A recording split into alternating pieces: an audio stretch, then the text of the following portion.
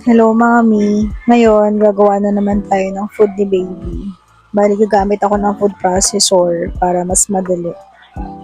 Ito yung pinalabasan na blender ng pagkain ni baby. Yung ginagamit ko kadalasan kasi madali kasi siyang mag-grind.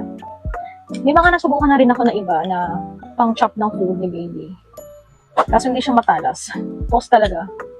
Talagang maganda. Mabilis lang. Siguro soon, magbi-BLW na kami ni baby.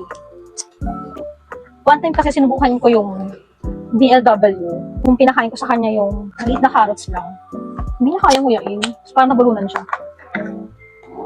Siguro soon, mag-BLW na kami.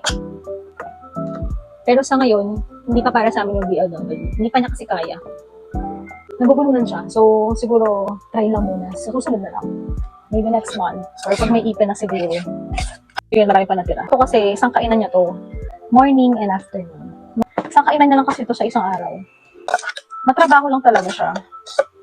Pero at least, diba, healthy yung kinakain. Hindi ka talaga mag-worry na hindi healthy yung kain niya. Kasi ikaw talaga mismo yung gumagawa. So, yun lang.